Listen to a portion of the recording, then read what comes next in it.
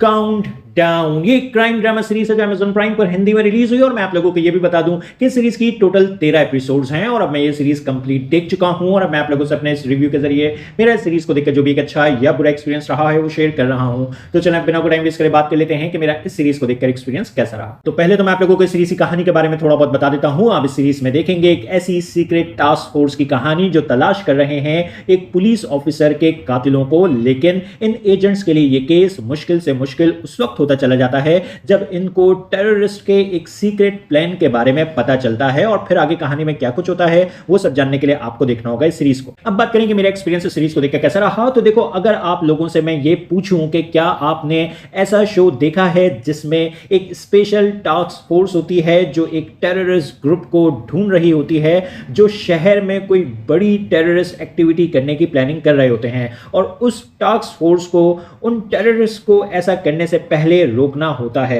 अगर आपने इस तरह की कहानियां पहले देखी हैं तो जो इस तरह की कहानी में हमें चूहे बिल्ली का खेल टास्क फोर्स और टेररिस्ट के बीच देखने को मिलता है वही सब कुछ आपको इस सीरीज में भी देखने को मिलेगा। तो अगर आपको ऐसी कहानियां देखने में अब भी मजा आता है और आप इस तरह की कहानी पर एक और 13 एपिसोड्स की सीरीज देखना चाहते हैं तो फिर यह सीरीज आपके लिए है। यह सीरीज आपके लिए एक काफी अच्छा टाइम पास साबित होगी। आप इस सीरीज की कहानी और कैरेक्टर्स में डिसेंटली इन्वेस्ट रहेंगे और कुछ कैरेक्टर्स भी आपको इस शो के थोड़े बहुत पसंद आ जाएंगे। प्लस आपको पूरी सीरीज में काफी सारे गन फाइट सीक्वेंसेस और चेस सीक्वेंसेस देखने को मिलेंगे और ये जो सारा एक्शन है वो काफी अच्छे से पिक्चराइज और कोरियोग्राफ किया गया है। लेकिन ये सारा एक्शन ऐसा नहीं है जो आपने पहले एक्सपीरियंस ना किया हुआ हो, लेकिन फिर भी जितना भी एक्शन आपको इस सीरीज में देखने को मिलेगा वो अच्छा है। बाकी कहानी में कुछ छोटे छोटे ट्विस्ट एंड टर्न्स भी मौजूद हैं और एक्टर्स की भी आपको इस सीरीज में काफी अच्छी परफॉर्मेंसेस देखने को मिल जाएंगी। ओवरऑल सीरीज का म्यूजिक और प्रोडक्शन वर्क भी अच्छा है। तो ओवरऑल ये एक डिसेंट क्राइम ड्रामा है जो टाइम पास के लिए जरूर देखा जा सकता है। अगर आपको एक स्पेशल टास्क फोर्स को टेररिस्ट को पकड़ता हुआ देखना है तो बस इसीलिए मैं सीरीज को रेट करूंगा 7 आउट ऑफ 10। लेकिन अगर आप इस तरह की कहानियों पर पहले ही बहुत कुछ देख चुके हैं